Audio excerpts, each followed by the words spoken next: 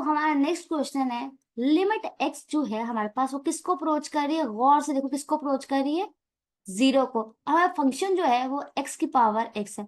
ये मेरा ख्याल है ये पास्ट पेपर क्वेश्चन है, एनईटी के टेस्ट में आया था, ये बहुत इंपॉर्टेंट क्वेश्चन है और एनईटी के टेस्ट में आया था, बहुत गौर से देखने वाली बात है। ये ऐसे ना इस तरह के टाइप का क्वेश्चन ना आपके चैप्टर नंबर 2 में ना, मतलब डेरिवेटिव वाले चैप्टर में दो तीन टाइप्स के हैं, दो एग्जाम्पल है, एक एक्सरसाइज का क्वेश्चन है। बहुत गौर से ध्यान रखो, एक बात याद रखना कि जब भी वेरिएबल की पावर वेरिएबल हो, या कांस्टेंट की पावर कांस्टेंट हो, या फिर कांस्टेंट की पावर वेरिएबल हो। अब गौर से देखो, मैं लिख कर दे रही हूँ, लिख के अगले स्लाइड में लिखूंगा ताकि यहाँ पे मैंने क्वेश्चन सॉल्व करना। ये इसका आंसर है, लेकिन मैं बताऊंगी किस तरह आंसर है, ठीक है। और गौर से देखो, मैं बता रही हूँ, गौर से देखो, तीन सिचुएशन, तीन केसेस हैं। अगर कांस्टेंट की पावर, तो ठीक है, पहले वेरिएबल की पावर वेरिएबल हो, वेरिएबल की पावर भी वेरिएबल है, या दूसरी बात है कि कांस्टेंट की पावर वेरिएबल हो। मैं बताऊंगी किस तरह, मैं बताती हूँ केसेस कैसे बनेंगे। कांस्टेंट की पावर वेरिएबल है, ये तीसरी बात है कि कांस्टेंट की पावर कांस्टेंट हो जाए। तीन केसेस हैं, ठीक है, गौर से देखो। अब वेरिएबल की पावर वेरिएबल क्या है, ये वाला क्वेश्चन जो आपके क्वेश्चन भी है, जैसे यहाँ पे देखो वेरिएबल की पावर वेरिएबल आया हुआ है, ये वाला पहला केस है। इसको इस फॉर्म में से आप समझ सकते हैं। और कांस्टेंट की पावर वेरिएबल कैसे हो, जैसे 2 पावर एक्स, ये वाले फॉर्म भी देखियो। अब कांस्टेंट की पावर कांस्टेंट कैसे आ सकती है, अगर 2 की पावर 2 आ जाए। ठीक है, इस बात को देखते हैं, इस तीसरे केस को शायद निकाल ही दो, ये ज्यादा इंपॉर्टेंट नहीं है गेस। ये दोनों बहुत ज्यादा रहेंगे, जब कांस्टेंट की पावर कांस्टेंट हो, या वेरिएबल की पावर वेरिएबल हो, या कांस्टेंट। तो इस केस में पता है करना है, सिंपल सा हल गया है। एक पीछे देखो, एक सेकंड, यहाँ वापस आएगा।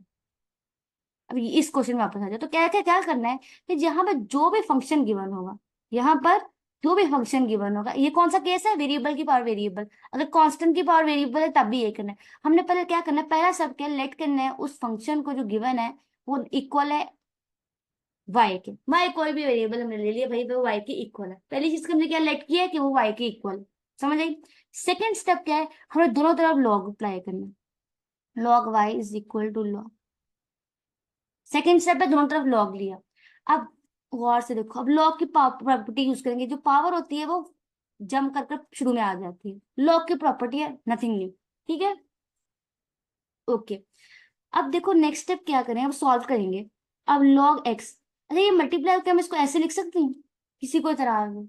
मैंने बस इसको उठाकर नीचे ले गई हूँ, नथिंग स्पेशल, मैंने उठाकर इसको नीचे कर लिया, ठीक है, ओवर की फॉर्म में लिखती है। आप जानते हो इनडायरेक्टली यही यही पढ़ा हुआ है, इसी फॉर्म को मैंने रीराइट कह लो लिखा, ठीक है। अब क्या करना है कि अगर हम अपनी दोनों साइड पर अगर लिमिट अप्लाई करना, limit x approaches to zero, तो 1/x क्या होगा, इन्फिनिटी, और लॉग एक्स क्या होगा, लॉग जीरो क्या होगा, जीरो। तो ये वाली फॉर्म बन रही है, 0/0 वाली फॉर्म, ठीक है। सॉरी, 0 बाय वाली, जीरो वाली फॉर्म नहीं बनेगी, इन्फिनिटी वाली फॉर्म बन। और 0/∞ वाली फॉर्म कौन सी होती है भाई, इनडिटर्मिनेंट फॉर्म। और तो ये वाला, तो जब भी इनडिटर्मिनेंट फॉर्म आ जाए, जब भी, क्योंकि इन्फिनिटी वाली फॉर्म आ रही है, वो कौन सी फॉर्म है, इनडिटर्मिनेंट फॉर्म है। तो ऐसे केस में हम क्या करते हैं, l'Hopital रूल लगाते हैं, एलएच रूल लगाते हैं। एलएच रूल बहुत सिंपल है, बहुत देखो, हम यहाँ पे एलएच रूल लगने लगा, गौर से देखो करना है। Log y as it is रहेगा, ऊपर वाले फंक्शन का डेरिवेटिव अलग से लेंगे, नीचे वाले फंक्शन का डेरिवेटिव अलग से। इसका डेरिवेटिव लो तो क्या आता है, बहुत है, जो भी लॉग में जो भी चीज होती है उसको उठा के नीचे डाल लो, ले लियो लॉग का। जो भी क्वांटिटी है उसको नीचे लिखेंगे 1/, की फॉर्म में, और साथ नीचे वाले का डेरिवेटिव, एक्स का डेरिवेटिव 1 नहीं आ जाएंगे, तो 1/x सके। इसका डेरिवेटिव क्या होगा, तो बहुत गौर से देखो, मैं अगली स्लाइड पे लिख देती हूँ, चलो यही साइड पे लग। तो 1/x का डेरिवेटिव होता है, जानते ही होगे, -1/x का स्क्वायर, करके देख लेना, हमेशा यही है, ठीक है। तो नीचे वाली क्वांटिटी पे जब हमने डेरिवेटिव लिया तो उसका आंसर क्या आया, -1/x का स्क्वायर। तो अगर हम इन दोनों को सॉल्व करें तो 1/x, और यहाँ पे हम लिख लेते हैं -x/1। तो ये x कटा इस x से, तो हमारे पास इन दी एंड क्या बचा, log x इज इक्वल, तो इसको मिटा देते हैं यहाँ से, चलो एक सेकंड में। हमारे पास क्या बचा कि log y is equal to -x। अब अप्लाई करेंगे दोनों साइड, अच्छा ठीक है, अब आ गया आंसर। अब क्या करेंगे, दोनों साइड पर अच्छा याद रखना एक बात, मुझे आई होप को पता हो कि एक्सपोनेंशियल फंक्शन और लॉग फंक्शन एक दूसरे के जो लॉगरिथम्स होते हैं ना, वो एक्सपोनेंशियल फंक्शंस का इनवर्स होते हैं। अब हम चाहते हैं कि यहाँ से, क्योंकि हमने लेट किया हुआ था फंक्शन को y के इक्वल, यहाँ से देखो ना, हमने लेंथ, हमने जो अपना ओरिजिनल फंक्शन उसको y के इक्वल किया हुआ था, तो इन दी एंड हमारे पास log y बचा। हम log y को खत्म करके y की फॉर्म में क्या लाएंगे फंक्शन, और उसमें सब्स्टिट्यूट करेंगे लिमिट, ताकि हमारे पास आंसर आ जाए, क्योंकि हमने सिलेक्ट किया हुआ था फंक्शन को y के इक्वल। तो y की एक अच्छी सी वैल्यू निकालेंगे ताकि हम बाद में फाइंड कर सकें। तो -y, अब दोनों सब याद रखना। चलो यहाँ पे की पॉइंट लिखवा देती हूँ कि लॉगरिथम्स आर, वैसे तुम लोग जानते होगे, logarithms are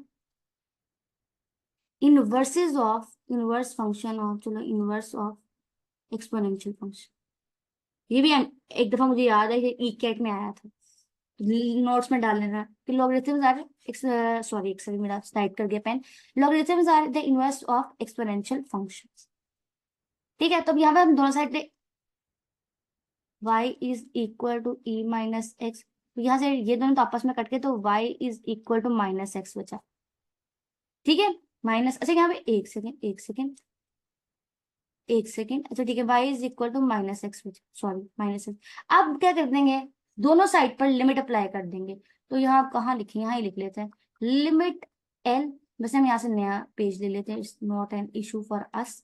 so black screen आ गया यहाँ से, देखो अब हम क्या करेंगे, लिमिट अप्लाई करेंगे दोनों साइड पे, x अप्रोचेस टू 0, और y is equal to limit x approaches to 0 और e पावर माइनस एक्स, तो limit x approaches to y, और यहाँ पे लिमिट y है ना, y अप्रोचेस टू 0 डाल दो, y -0। और आप जानते हो कि किसी भी चीज की पावर अगर -0 का मतलब 0 ही होता है, या फिर इसको आप इस फॉर्म में लिख लो। ठीक है, -0 हो गया पॉजिटिव, पावर थी ना, ओवर की फॉर्म में लिया है, सिंपल है। अब किसी भी चीज की पावर 0 हो तो इसका आंसर 1 होता है, तो 1 और 1 1 हो गया। तो इसका मतलब है लिमिट, और y किसके इक्वल था, शुरू में लेट किया था, किसके इक्वल था, y की पावर x की पावर x। तो x की power x, limit x approaches to इन 0, x की पावर x किसके इक्वल आ गया, गौर से देखो किसके इक्वल आ गया, 1 के। बात समझ आई, आई होप कि आपको इसके सोल्यूशन समझ आया, क्योंकि इसका सोल्यूशन ही समझना सारा गेम है। ठीक है, देख लो एक बार अच्छी तरह। अगर आपको इसका पीडीएफ नोट चाहिए तो टेंशन वाली बात नहीं, डिस्क्रिप्शन बॉक्स में जाकर डाउनलोड कर लेना। ठीक है, और बार बार इसको देखना, समझना, और कोई क्वेश्चन हो तो आप उनसे पूछ सकते हो। तो इसका सही आंसर हमारे पास कौन सा है, 1। ठीक है, इसका सही आंसर ये है, बाकी ये भी गलत है, ये भी गलत है, और ये भी गलत है। आई होप ये बहुत इंपॉर्टेंट क्वेश्चन है, एनईटी के टेस्ट में आया हुआ है, तो वेरी वेरी